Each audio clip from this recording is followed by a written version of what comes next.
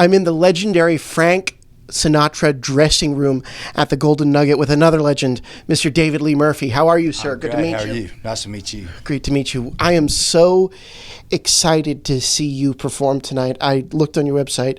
This was the only date on the website. How many dates a year do you do now?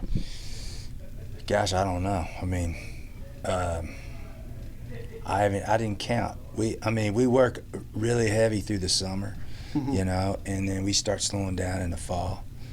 But then, like after the first of the year, we slow down a little bit. But we just keep playing, you know. Somebody said, "Are you on tour?" It's like, we're always on tour. We just like to play, so.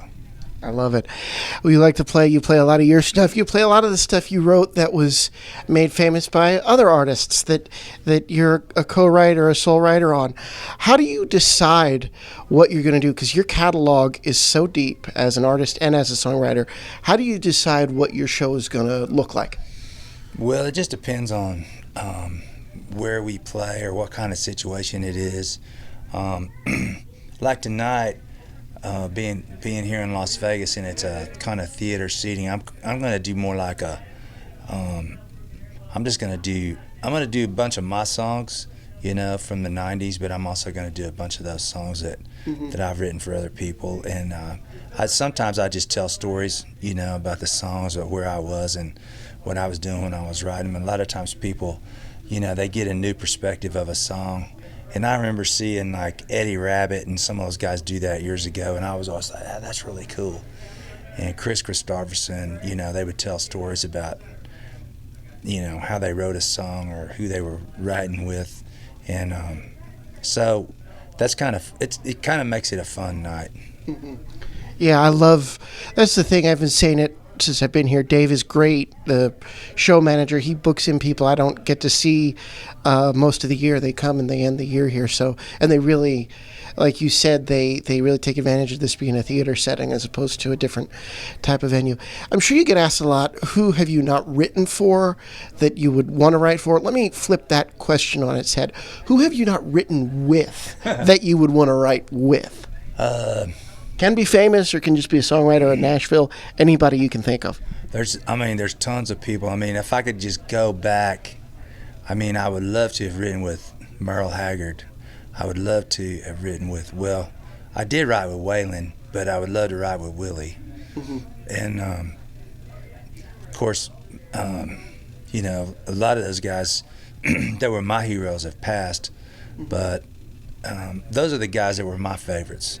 You know, but the new guys, I've written with, you know, a lot of the new guys. Well, the new guys, interesting you mention that because a lot of new guys, you're the hero for a lot of the new guys. You're especially in terms of just standard of songwriting.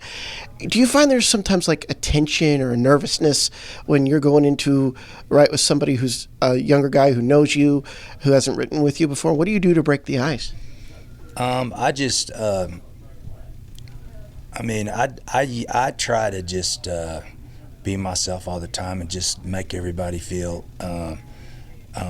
you know, comfortable and just be creative, because you got to come up with. I mean, basically what we do, we create as much as we're hillbillies and rednecks. We're making art, you know, and so we play music and to like collaborate and create music.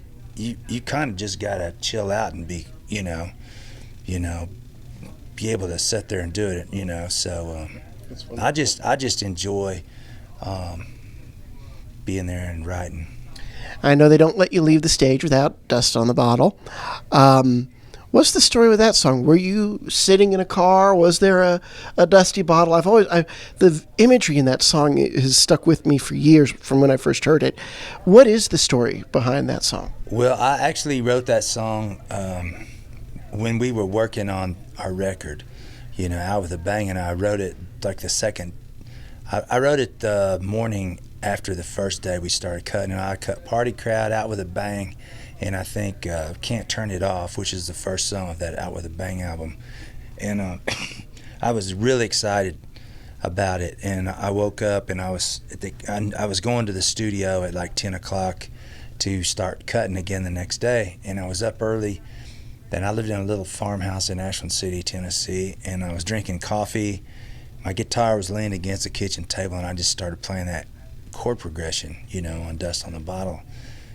And I had that title, Dust on the Bottle, you know, like I thought, that's kind of cool. It's like there's dust on the bottle, but what's inside is, you know, is good.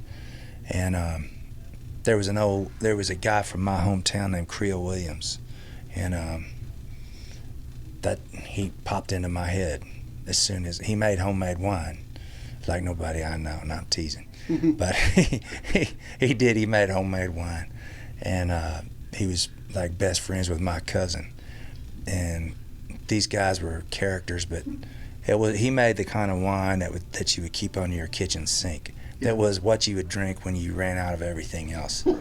So I just thought about Creel and started writing that song, and it just fell out.